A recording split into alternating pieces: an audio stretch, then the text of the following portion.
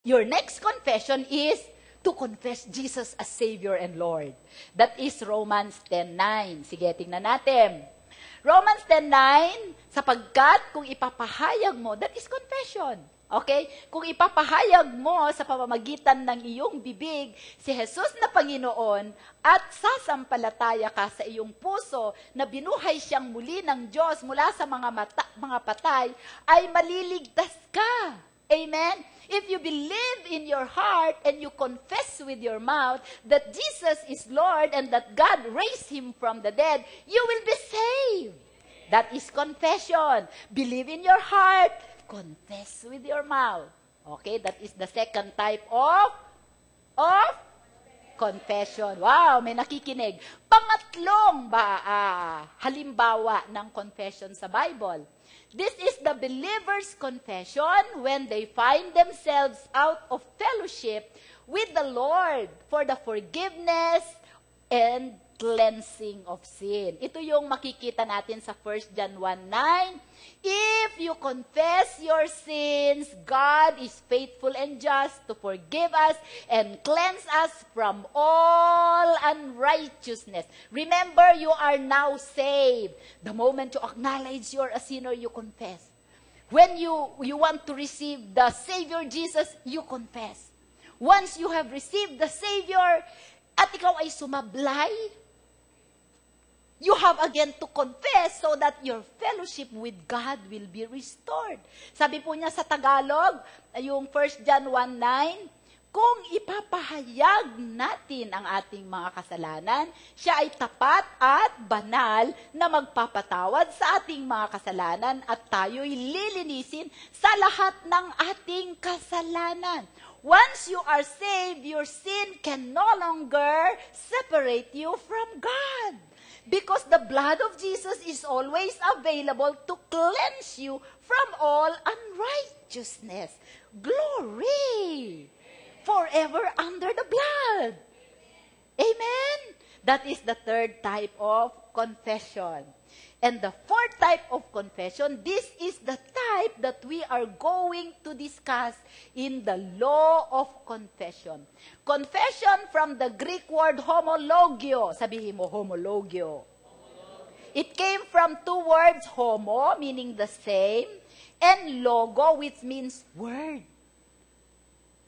Amen? It means speaking God's word and God's will in faith in your life. It means speaking the same word God said concerning you. Hoy, nakukuha ba ninyo ako? When God said you are rich, then I am rich. If God said you are healed, then I am healed. That is the confession that we are going to study because this is very powerful. It will take all the fear out in your life. It will bring confidence in your life. You will grow in faith. It will revolutionize your life. It will reprogram your mind. It will rewrite your future. It will enable you to accelerate in life. Amen? It will make you override time and override the natural laws. Naiintindihan ba ninyo ang sinasabi ko? You will do miracles with the law of confession. Amen? So, if you have to get something, get this, and don't miss it. In the Bible, it also says profession. Bakit profession? The law of profession.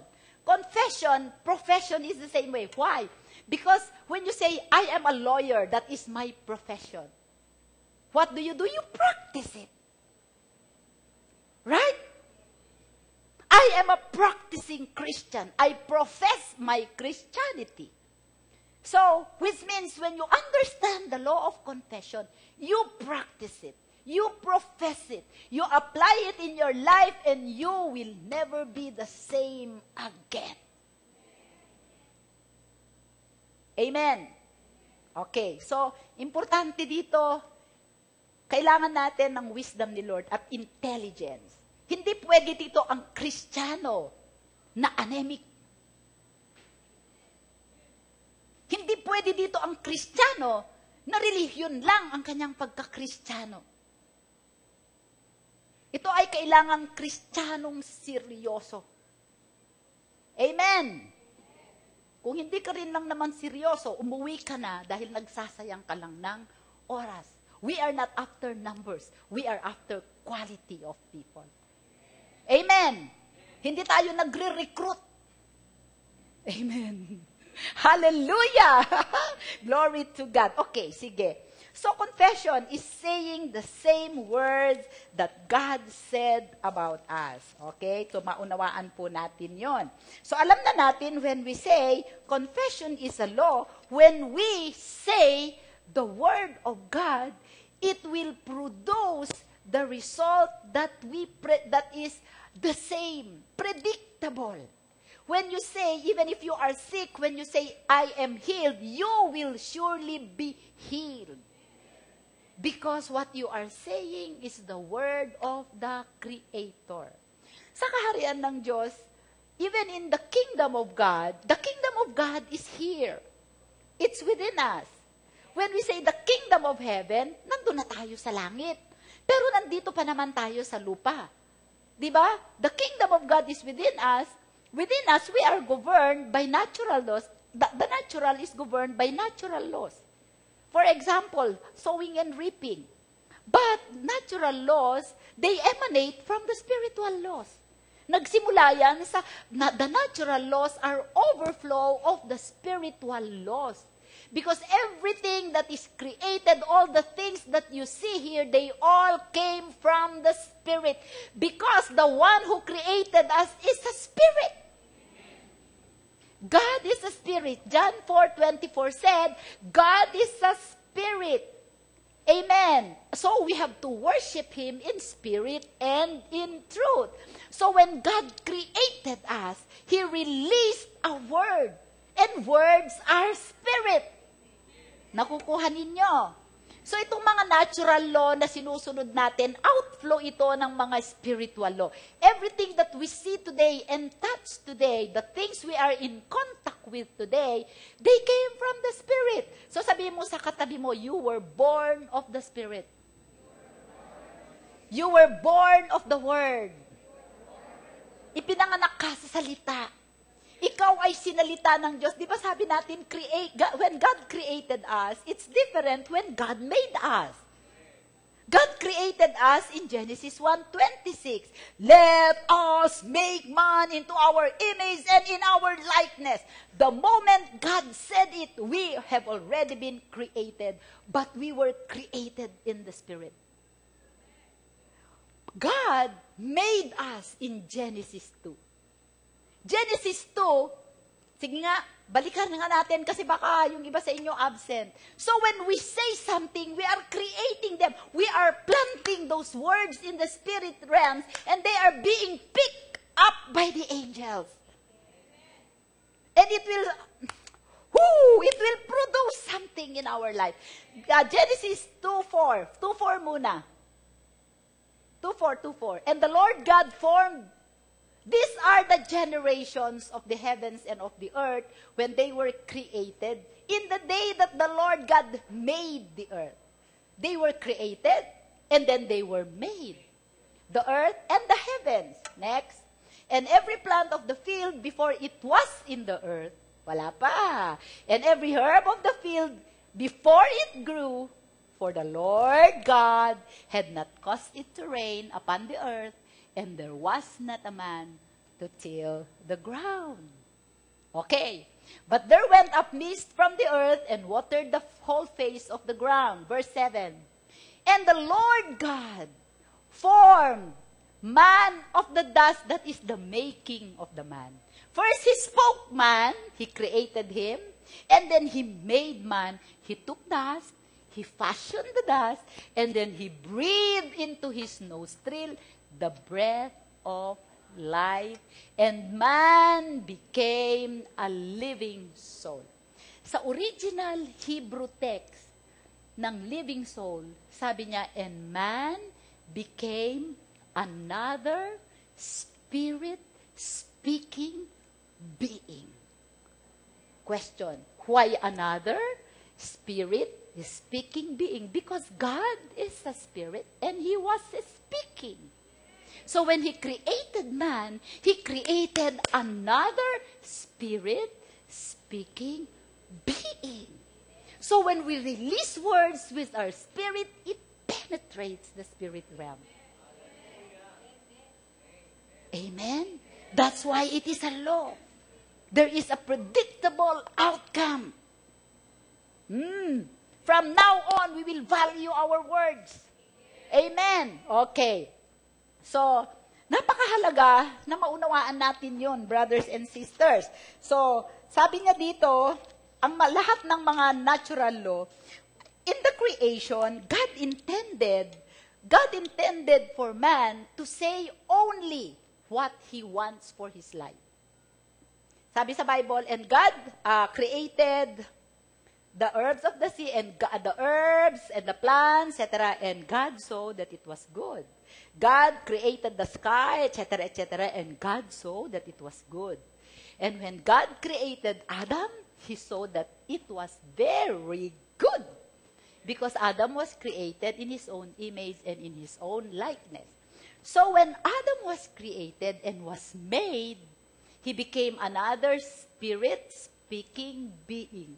Adam spoke only the heart and the mind of God because he was so connected with the Lord. Amen. So, he was a reflection of the language, of the thoughts, of the heart of God. Kukuha ninyo, but he fell. He fell because he partook of the tree of the knowledge of good and evil. That was his choice. Mas pinili niya na maniwala. Who taught Adam? Who taught the serpent how to speak? Sino ang nagturo sa serpent na magsalita? Si Adan. Hoy, nakatanga kayo lahat sa akin. Hallelujah. Pero yung serpent, alam nyo, di ba? A spirit is illegal to operate on earth without a body. So Lucifer had to take the body of a serpent, and the serpent submitted his body to the devil. Di ba? Tayo ba? Kaya nga sabi sa Romans 12, offer your bodies as living sacrifices, holy and acceptable. Even now, even if you are born again, ngayon kahit born again na tayo, kung pipiliin natin na ibigay ang ating katawan para gamitin ng dyablo, wala namang magagawa si Lord kasi binigyan niya tayo ng free will. Tama. Yun ang isang bagay na hindi niya pwedeng saklawan. Kaya hindi niya pwedeng saklawan ang desisyon ni Adan na mas maniwala sa serpent kaysa maniwala sa Diyos. Hoy, nakukuha ninyo ako. Ngayon, after na mag-fall si Adan, now because he was separated, nahiwalay na siya sa Diyos. Nahiwalay ang puso niya, nahiwalay ang isip niya sa Panginoon. So now, ano yung mga bagay na sinasalita ngayon ni Adan? He started speaking death and sin because he was already connected to the devil and he was disconnected from God. Amen? Kaya kailangan natin, kung hindi mo tatanggapin ang Panginoong Jesus, you will forever be separated from the Lord because Jesus said, I am the way, the truth, and the life. So we get the heart of God and we get the mind of Christ. Okay, and how do you do that? By confession. Nakukuha ninyo ako.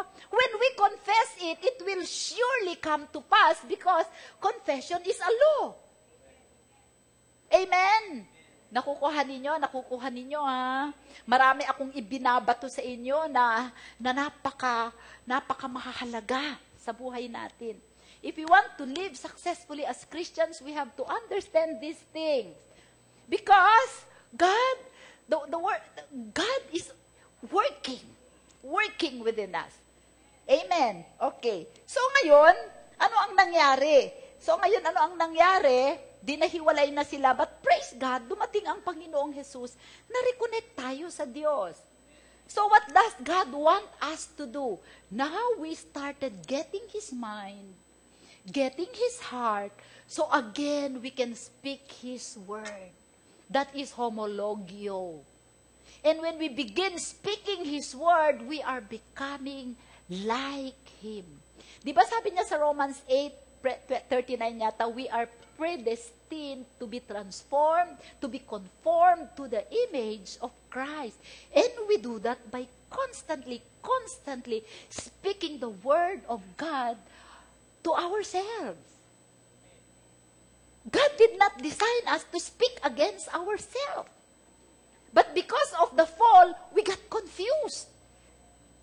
Kasi nagdumaan tayo kay Adan. Kukuhanin niyo? That's why there is a need to renew our mind. Renew our mind by the Word of God. Constantly wash our mind with the Word of God. Amen. So anong ibig sabihin ng homologio, saying what God said concerning us? Sabi po dito, God intended for man to operate just like Him because he was created in the image and likeness of God. God never said anything that He didn't want to come to pass. So if you don't want something to come to pass into your life, you never say it. Never, never. When we say homologio, agreeing with the Word of God, it means we have to agree with, we have to assent, we have to concede, we have to profess, and we have to declare openly what God said concerning us. To assent, to agree with, means sasang-ayon tayo. Sumasang-ayon ka ba na ikaw ay banal? Nung ikaw ay na-born again, you automatically become a saint. Kailangan sasang-ayon ka. That is homologio. Okay. Number 2, to assent means pumayag. Pumapayag ba kayo na kayo ay mayaman?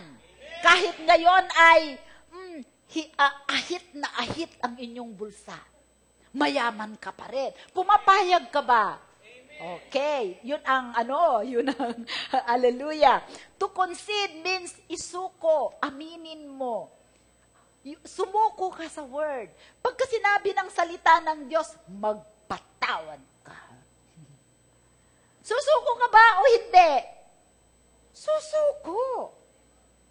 Kasi pag hindi ka sumuko, pagka hindi ka sumusuko, kapatid, hindi ka magkakaroon ng light. Pag hindi ka nagkaroon ng light, hindi ka magkakaroon ng revelation sa magandang plano ni Lord sa buhay mo.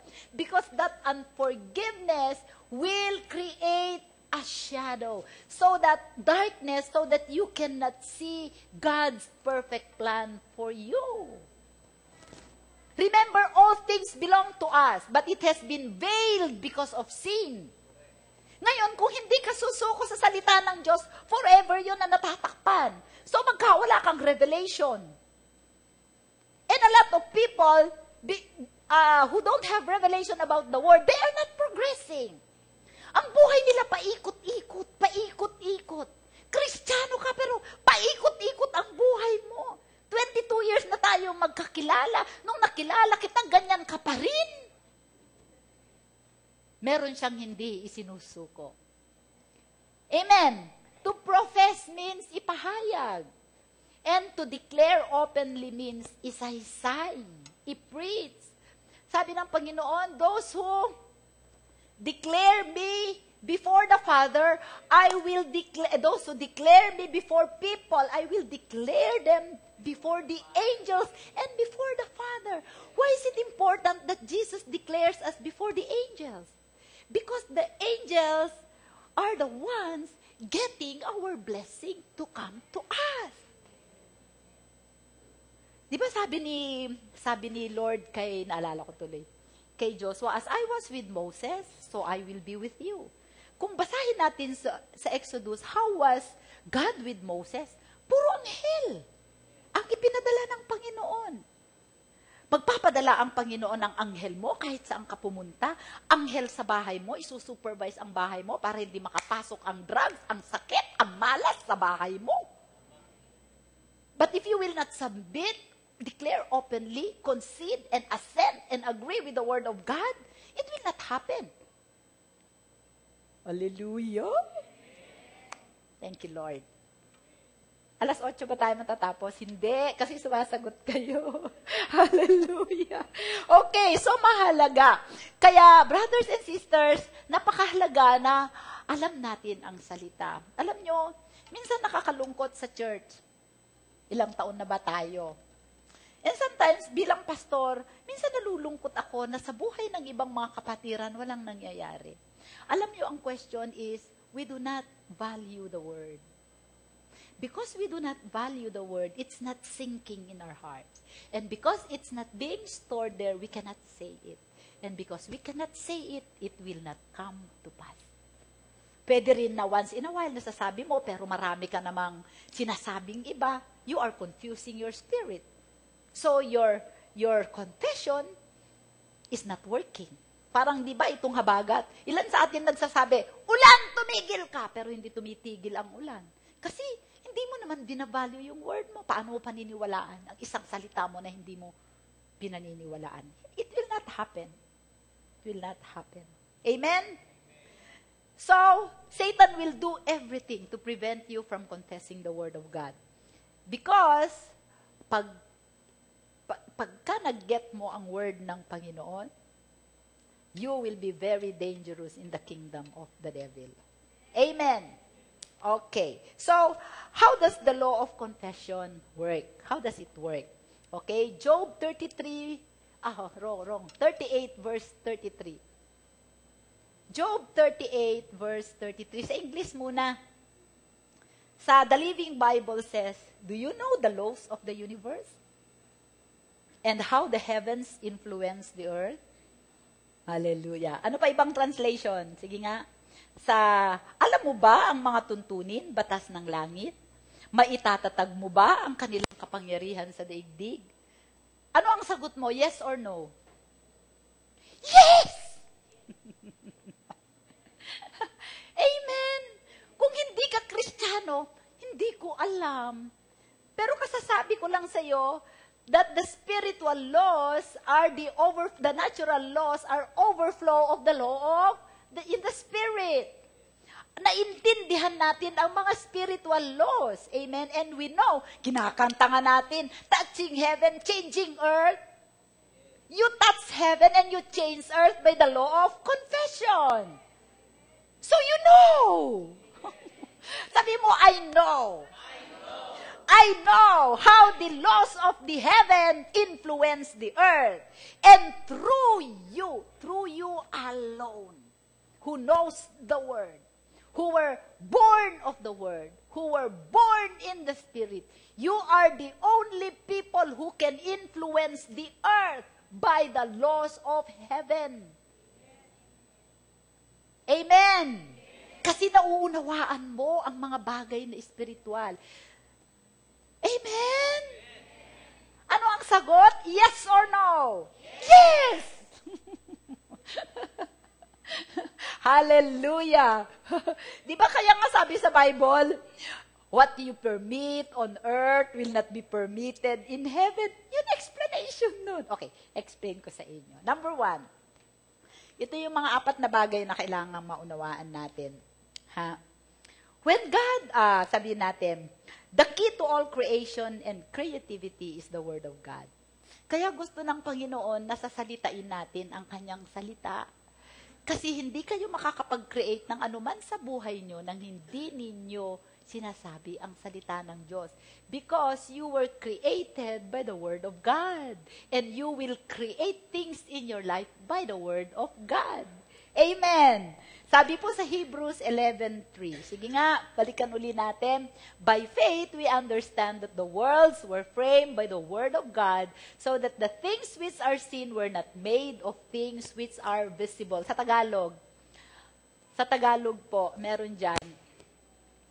Sapagkat alam natin, naunawaan natin na ang mundo ay nilikha sa pamamagitan ng meron ba? Ng salita ng Diyos. O, sige. Yun na lang po. And when God created the universe, When God created the whole creation, the whole creation is staying there, and it is moving and expanding according to His purposes.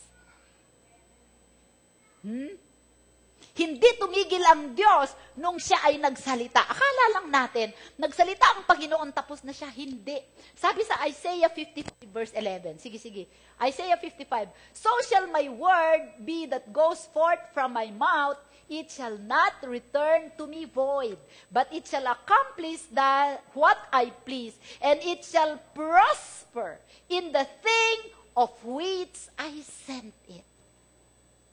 In the Garden of Eden, kung meron lang nun marunong gumawa ng computer at iPad, nakaka-internet na sila doon. Nawaan niyo ako. In the Garden of Eden, kung meron lang marunong gumawa ng eroplano at nakadiscover ng the law of thrust, drag, lift, and gravity, pwede na silang magpatakbo nun ng eroplano. Pero, yung sinalita ng Diyos until our time, it is prospering. It is advancing. Hindi tumigil at hindi rin titigil ang Diyos sa buhay mo. Kaya ka tumitigil, kaya ka stranded, kaya ka nalubak dahil dinesisyonan mo na tumigil ka sa Diyos.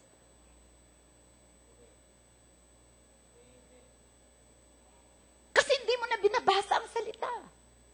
Hindi mo na idideklara ang salita. Kasi akala mo, 20 years ka ng Kristiyano, alam mo na lahat. But the Lord is working progressively. He is a progressive God. The revelation I got about these things 20 years ago are different from the revelations I am getting now. I tell you. When I read Isaiah 55 verse 11, iba noon ang revelation ko. Ngayon na binabasa ko siya, iba na naman. Amen. Bakit?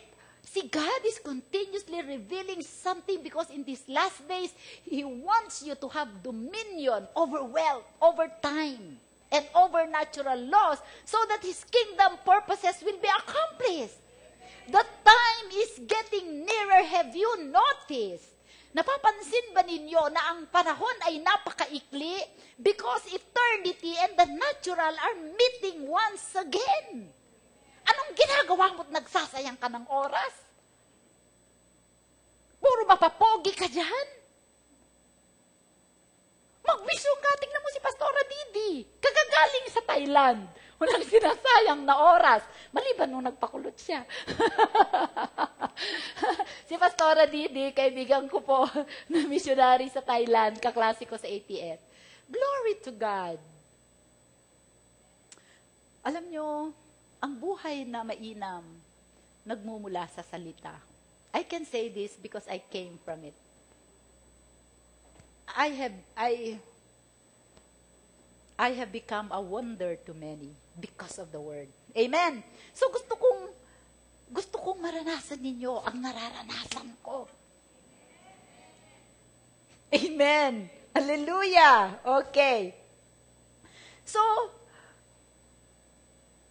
sa buhay natin, it's the word that will work. It is the word. Once you release the word, it will prosper in the thing for which you sent it. Amen. The word of God made all things. Sabi po sa John 1:1, sige, revisit natin. In the beginning was the word. Nung pasimula ay ang salita, at ang salita ay kasama ng Diyos. Notice, S is capital S. At sa salita, at ang salita ay Diyos. That is Jesus. Sa simula ay kasama na siya ng Diyos. Lahat ng mga bagay ay ginawa sa pamamagitan niya at kung wala siya ay hindi magagawa ang anumang bagay na ginawa. Imagine, the Word did everything. He created everything. If you don't have Jesus in your life, you cannot create. Amen. Verse 3, lahat ng mga bagay ay ginawa sa pamamagitan niya at kung wala siya ay hindi magagawa ang anumang bagay na ginawa. Amen. So, do you value Jesus? Do you value the Word? Do you speak the Word? Do you apply it to your life? Do you confess it to yourself? Amen. Confessing is a appropriating. Appropriating is ilalapat. Ilalapat ko ang aking sarili, ang aking buhay sa salita. Amen? Okay. So, napakahalaga po yun. So, tayo ay ginawa ng Panginoon na another speaking spirit para ma-enjoy natin ang mga bagay na inilaan niya sa atin. Okay? So, alam natin na doon sa kaharian, doon sa Garden of Eden, nung nagkasala si Adan, amen, hindi na nila, dahil na-disconnect sila sa puso at sa kaisipan ng Diyos, sa Espiritu ng Diyos, ang sinasalita na nila ay ang salita ng kaaway, which is the words of death and the words of sin. But the Lord, but God gave them the same mandate. Amen. Their nature changed because they have taken the nature of the enemy. Yung kalikasan nila, naging kalikasan na ng Diablo, nawala yung kalikasan ni Adan. Pero ang mandate ng Panginoon sa kanila na magpakarami, multiply, subdue the earth, and have dominion over it, remained to be the same. And so did the power of their words. Hindi binawi ng Panginoon ang kapangyarihan ng kanilang salita. Kaya dumating sa punto na sobrang napakasama ng tao that God decided to, to eliminate everyone through the great flood. Amen? Except for the family of Noah.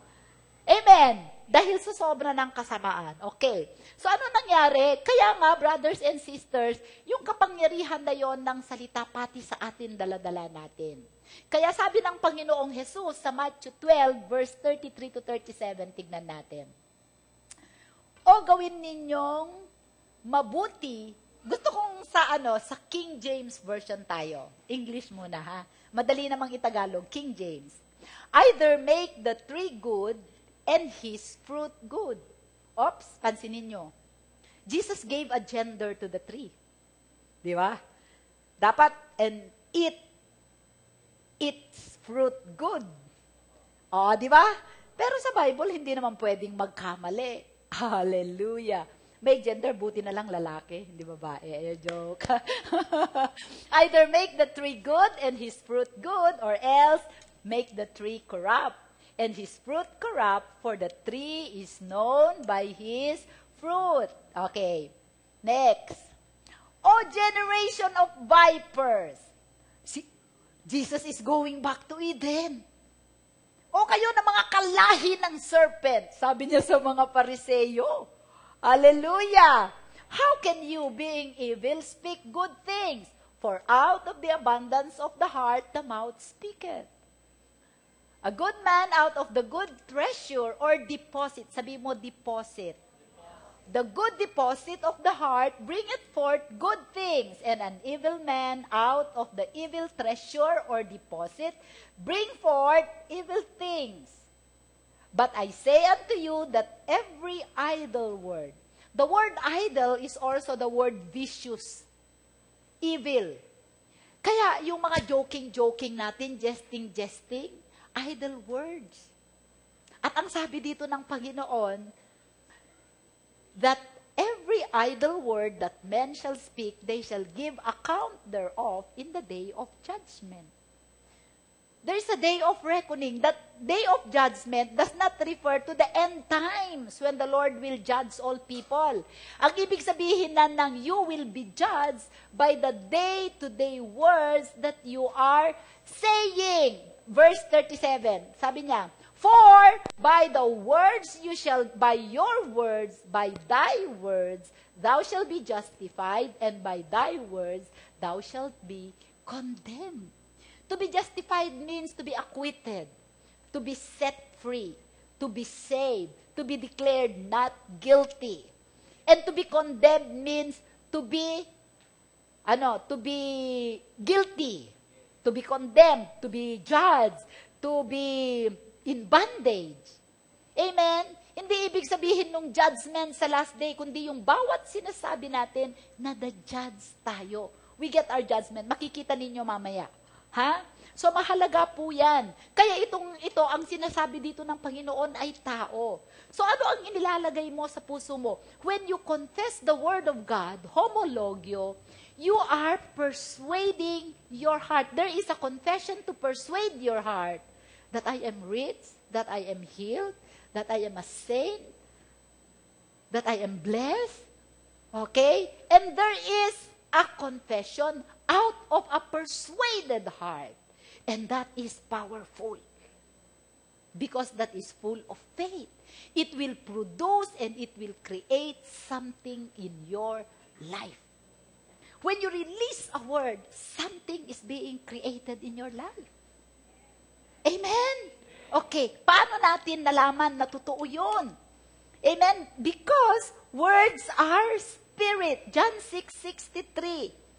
So, ano yung mga lumalabas sa bibig natin, as either, alam nyo, pagka lumabas sa bibig nyo, ibig sabihin, diniposito nyo sa puso nyo. Or gusto nyong ilagay sa puso nyo. You cannot be saying something and believing something. You will confuse your heart and your spirit.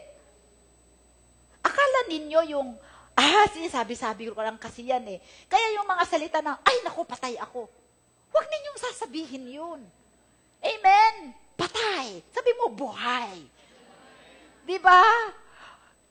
Sabi, itong paa ko na to, pinapatay ako ng paa ko na to. At talagang papatayin ka ng paa mo yan. Amen. Okay. Naunawaan nyo. Sabi po sa John 6:63, ang Espiritu ang nagbibigay buhay. Ang laman, saan ang laman mo? Hawakan mo nga ang laman mo. Yon, laman mo. Yung nakikita, yung naaamoy, yung nalalasahan, yung nahahawakan, ay walang anumang pakinabang. Wala daw pakinabang dito. Amen. Ang mga salitang sinasabi ko sa inyo ay espiritu at buhay. Sabi ni Jesus, the words that I have spoken to you are spirit, and they are life. Once you speak a word, you have just given life to it. That's why there are times na meron kang gustong sabihin, hinuhold mo yung bibig mo. Kasi alam mo na once na inirelease mo yan sa salita, binigyan mo na yan ng buhay, and it will start working. Because it's active. Amen. Words are not just sound. Words are not just noise. Wrong. They are spirit. It penetrates the deepest part of your being. That's why words can break your heart or it can heal your heart. Amen. Amen. The word, because they are spirit, they penetrate the spirit realm. Sabi po sa Proverbs 18:8. Proverbs 18:8. Ang mga salita ng mapagbulong o chismosa ay masasarap na subo ng, masasarap na subo ang katulad, morsels, sila'y nagsisibaba sa kaloob-looban ng katawan. Sabi sa King James, to the belly. Okay, na itatanim sa kaibuturan ng puso. Sa NIV, it sink deep into the heart. Kaya maingat kasi sinasabi mo, lalo na kung ikaw ay magulang sa mga anak mo, sa asawa mo. Amen? Sabi sa Hebrews 4:12, for the word of God is alive and powerful. For the word that God speaks is alive and full of power, making it active, operative, energizing, and effective. It is sharper than any two-edged sword, penetrating to the dividing line of the breath of life, soul, and the immortal spirit, and joints and marrow of the deepest parts of our nature, exposing and sifting and analyzing and judging the very thoughts and purposes of the heart. Sa Tagalog, sabi niya, sige nga, sapagkat ang salita ng Diyos ay buhay, mabisa, at higit na matalas kaysa alinmang tabak na may dalawang talim. Biruin mo, dalawang talim, talim dito, talim dyan. Pagka sumuot, masakit. Pagka lumabas, masakit. Amen. Okay. At tumatagos hanggang sa pinaghihiwalayan ng kaluluwa at espiritu, ng mga kasukasuan at ng utak sa buto. Wow! At may kakayahang kumilala ng mga pag-iisip at mga hangarin ng puso. Imagine you cannot separate soul from the spirit. But there is only one substance that can do that, the Word of God. It can be like a surgeon's scalpel that will remove every cancer cell in your body. Or it can be the sword of a warrior to to kill you, the enemy. Amen. Because the word of God is a spirit. Tapos sabi niya sa John 6:63, the flesh profits nothing. Ano ibig sabihin? Do not, never allow your flesh, your carnal man, the carne, what you see, what you touch, what you feel, to dictate what to say. Gets? Huwag kayong magsasalita kung kayo ay galit. Huwag kayong magsasalita kung kayo ay depressed. Amen.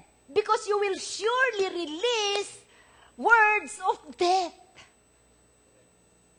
It profits nothing. Walang pakinabang. So, what you do is to fill your heart with the Word of God so that when the enemy attacks, you have an arsenal of the Word in your spirit. Pag sinabi ng diablo, mamamatay ka na, in the name of Jesus, I shall not die but live to declare the glory of God. Psalm 116.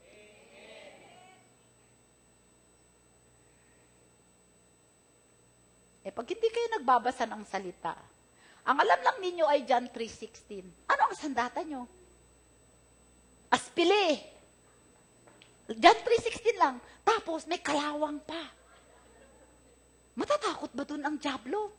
Tapos sasabihin mo kay Lord, Lord, sakit-sakit ng ano ko. Sama ng loob ko. Lord, naman. It profits nothing. Nag-pray naman ako, pastora, magdamag. Nag-fasting pa ako. Anong ginawa mong prayer? Nagreklamo ka lang. Nagreklamo ka lang kay Lord. Amen? Alam nyo, a lot of times, you don't need to pray overnight. You just release a word in faith. I know you love me. I know you care for me. You said in your word, and this you are going to accomplish. If you did it to Abraham, if you did it to David, if you did it to Moses, you can do it to me. I believe and I'm receiving. Take your authority. Do not allow your body to dictate what to say. Ulitin ko, huwag ninyong hahayaan ang katawang ito, ang laman na ito, ang magdidikta sa inyo ng lalabas sa bibig ninyo. Dahil kung wala kayong pera, wala na namang pera. Ano bang klaseng asawa ko? Babaero, tamad. Ay, sus, di lalo siyang naibaon sa kanyang katamaran. Gusto na asawa, gusto kong magbago, hindi ko kayang magawa. Hallelujah. Diba? Ang ganda talaga ng salita ng Diyos. Amen? Okay. Our spirit is a bag of words. Examine ninyo ang spirit nyo. Anong laman ng puso nyo ngayon? Salita ng Diyos. Alam po ninyo, nung Monday night, nagbiyahe po kami galing Isabela. So, pagdating po namin ng Martes, sobra akong pagod. Ang haba kasi ng biyahe, mga 10 hours. Tapos, di ba, umuulan pa. Kasama ko si Sister Paz. Pagdating po namin, wala kaming kasama sa bahay. So, natulog ako ng konti at nakita ko yung dalawang sewing machine, dalawang washing machine namin, isinaksak lang pala doon yung mga ginamit ko pa ng linggo, nakaraan. Alam nyo na yung mga damit mo na ginamit mo lang ng 2 hours, mababango pa kasi may perfume, nakasaksak kasama ng mga pantalon doon sa isang washing machine, na punong-puno, tapos sa dalawang washing machine yun na automatic, malalaki, nakasaksak pa doon yung marami. Hindi ko kayang tignan yung ganun. Naglaba ako. Sayang mga muscle. Laba-laba. Ay, sus, napagod ako. Kasi ang tagal ko nang hindi naglaba. Alam niyo po, parang, napalitaan ko namatay si Ome Candazo. Naku, sabi ni Doktora Sulweta, Doktora, paano namatay si Ome? Sabi niya, cardiac arrest. Cardiac arrest. Natakot ako. Yung espiritu ko. Sabi ko kay Brotherson, regaluhan mo ako, mag-60 years old ako sa November. Anong gusto mong iregalo ko sa'yo? Executive check-up mo ako sa St. Luke Global City. Alam niyo yun? Because I listened to my body. Buti nga ganun lang nasabi ko. Di ba? Kung ang nasabi ko, naku, nag-cardiac arrest ako, in Jesus' name, ikaw di na, tigil ka. Amen? Kasi yung kalagayan natin, circumstances natin, those are, alam niyo kung bakit? The devil is after your mouth and your tongue. Proverbs 18, dito tayo mag-e-end. Wow! Hindi ako masyadong nag-overtime. Proverbs 18:20. 18:20. Taga-English. A man's stomach shall be satisfied from the fruit of his mouth. Amen. Okay? From the produce of his lips, he shall be filled. Okay? Verse 21. Death and life are in the power of the devil. Ha? Tang ba? Hindi, dinadjablo ako eh. Death and life are in the power of God. Tang. Death and life are in the power of the angels. Tang. So ikaw ay may control. Amen? And those who love it will eat its fruit. Sabi niya kanina, a man's lips, he will be satisfied by the fruit of his lips. When you speak death, you will eat that. When you speak life, you will eat it too. So you can speak life to your life or death to your life. It's your choice. And remember that the devil is constantly on guard, watching what words are coming out of your mouth. Pagka sinabi mo, eto na ngayon yung kumare mo na laging utang ng utang sa'yo. Tuwing nakikita ka, gusto mong kawitan ng, huwag mo akong tignan na para bang utang ka. Hindi, ito na ngayon. Ito na siya ngayon. Alam mo na, talagang uutang. Sabi mo, Mare, walang-wala talaga. Kapos-kapos talaga, pwede ba akong makautang? Ikaw naman, sabi mo, wala akong pera. Uy, narinig ng dyablo. Umalis ka. Dinukutan ka ngayon. Wala kang pera. Kinain mo yung sinabi mo. Tama. Tuturuan ko kayo kasi madalas ko yan nararanasan. Huwag ka nang umutang. Kasi di ba magkaibigan tayo?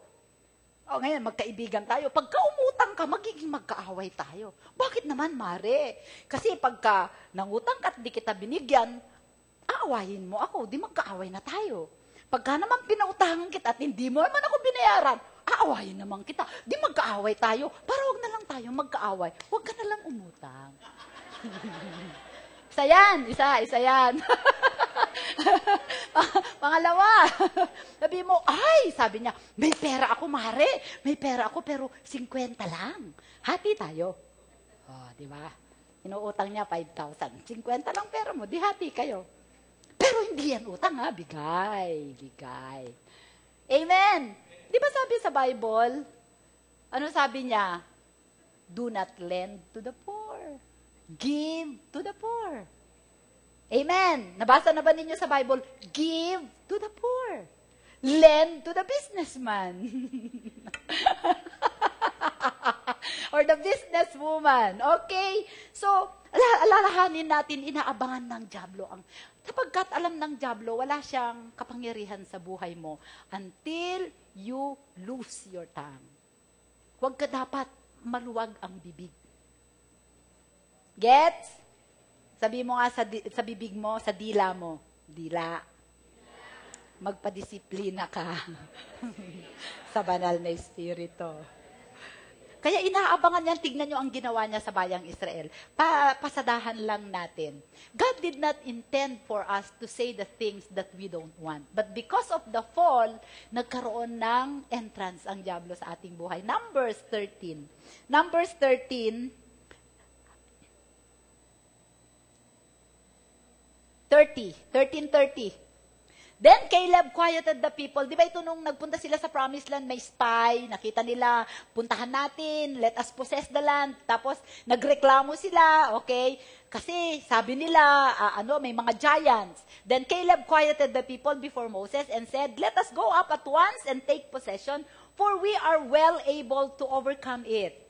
But the men who had gone up with him said, "We are not able to go up against the people, for they are stronger than we." Sinabi ba ni Lord na stronger sila sa'yo? Wala. Don't say anything that God did not say about you. Okay, and they gave the children of Israel a bad report of the land which they had spied out, saying, "The land through which we have gone as spies, a land that devours its inhabitants, and all the people whom we saw in it are men of great stature." And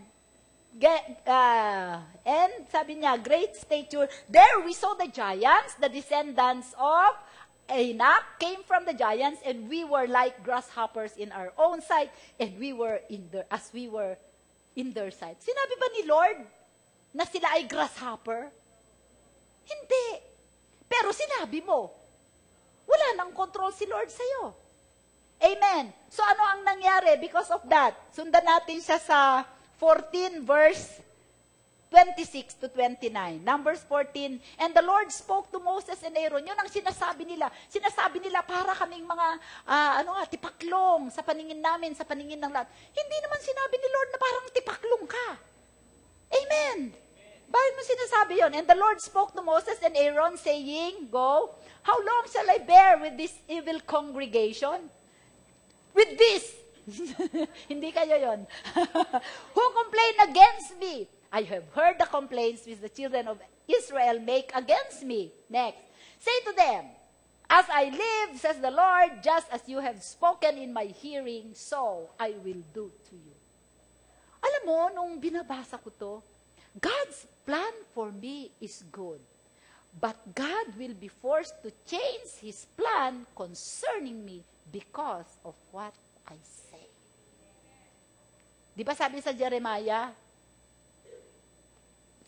29:11, "For I know the plans I have for you, plans to prosper you and not to harm you, plans to give you a hope and a future. But if you keep saying to yourself that ganito na lang ang buhay, wala nang patutunguhan nito, mapipilitan ang Diyos na baguhin ang plano niya dahil sa bibig mo." So go to Proverbs 14:34. 14:34. Proverbs. Numbers. Tuloy natin yung Numbers. "According to the number of days, this is the judgment. By your words, you will be justified, and by your words, you will be condemned." Look what happened. "According to the number of the days in which you spied out the land, 40 days, for each day you shall bear your guilt 1 year. Namely, 40 years, and you shall know my rejection." That is judgment. 40 days kayo doon na nag-spy, dahil sa mga sinasabi ninyo, dahil ni-reject ninyo ang salita ko, hindi ninyo kayo sumuko, hindi ninyo inangkin, hindi kayo nag-agree, hindi kayo nag-concede, hindi ninyo i-profess. Sa bawat araw, ang equivalent doon ay 1 taon na kayo ay maglalagalag sa disyerto para malaman ninyo kung paano kayo ni-reject dahil sa inyong mga bibig. Amen. Are we learning? Okay. So kahit anong mangyari sa buhay, mag-speak tayo na, alam nyo, kahit na masama ang pakiramdam mo, ako nung time na yun na parang nanghihina ako, sabi ko, "I'm strong in the Lord and in the power of His might." Kasi parang nagsa-shortness of breath ako, "I'm strong in the Lord and in the power of His might." Tapos sabi ko, "Lord, hindi naman siguro ako magka-cardiac arrest. In Jesus' name." Tapos nag-research pa ako sa internet, 4 symptoms of cardiac arrest. Nag-google pa ako, lalo akong na-discourage. Ayoko na Tapos wala naman ako noon. Pero may back pain ako, pero wala naman. "I'm strong in the Lord and in the power of His might." Tapos dumating si Bambi, "Bambi, tingnan mo nga, anemic ba ako?" Sabi, "Ay, anemic ka, Ma'am. Sige, tingnan mo pati bibig mo. Mag-iron ka." Amen. Okay, so mahalaga po na lagi tayong nakakonect sa Panginoon. And in times of need, maaalala natin yung mga words ng Panginoon that will build us up. Amen? So last na lang po, sabi, kanina pa ako last. Alam niyo si Job, hindi naman siya tines ni Lord. Nagkamali siya. Job 6:24. Gusto kong ipakita to sa inyo. Job 6:24. Go. Job 6:24. Wala. Ayan na. Teach me and I will hold my tongue. Hindi yung ganon. Hindi, Lord, pag naglalakad ako, hawakan ko ba? Hindi. Pipigilin mo yung dila mo. Cause me to understand wherein I have erred. Kaya siya dumating, nagkaroon ng entrance ang malas sa buhay niya dahil sa mga sinabi niya. Amen? Psalm 141 verse 3, sabi po, set a guard, O Lord, over my mouth, keep watch over the door of my lips. Bantayan mo, O Diyos, ang mga pintuan ng aking bibig. Sabi mo, ang bibig ko ay pintuan.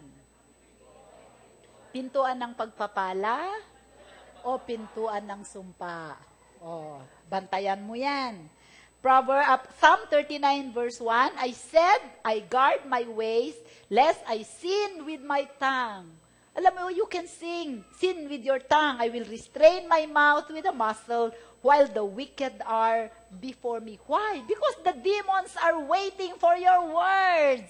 Kaya i-restrain mo yung bibig mo pagkakarap mo ang mga wicked. Amen. Okay. Ang gagawin ng diablo, i-incite ka niya na you will lose your tongue, your temper. Amen. Kaya huwag kang magpapaano sa kanya, bibigay. And then Ephesians 4:29, read, let no corrupt word proceed out of your mouth, but what is good for necessary edification, that it may impart grace to the hearer. So, speak the word of God only. Because we know that what we say, it's a law. Batas. Amen? It will always perform that which was the purpose by which it was set forth. Amen?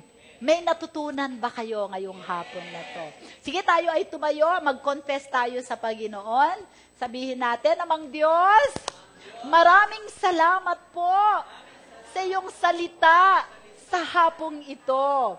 Nais ko na magsalita lamang ng iyong mga salita na nagbibigay buhay, nagpapala, at nagbabago ng buhay. Banal na Espiritu, tulungan mo ako na makontrol ko ang aking dila upang maghamit lamang ito, upang to build up other people, to build me up, to build up this church, and to build up this nation. Maraming salamat sa iyo, O God, mula sa araw na ito, sa pangalan ni Jesus, babaguhin ko ang aking mga salita at sinasabi sa araw-araw. Amen. Alam nyo, mahalaga na meron kayong tao na taga-remind sa inyo. Hoy, bantayan mo yung asawa nyo. Diba? Kung mag-asawa kayo, bantayan mo yung sinasabi ko, Parang yung pagka nagre-reklame yung asawa mo, may maraming sinasabi. O sige, mag-agree ako sa'yo. Isang araw, may mga sinasabi si Brother Ton. Sabi ko sa kanya, gusto mo ba mag-agree ako sa lahat ng sinasabi mo? Sabi niya sa akin, banos. Kasi alam niya hindi maganda yung sinasabi niya. Amen. Praise the Lord. Maupo muna tayo. So, tayo po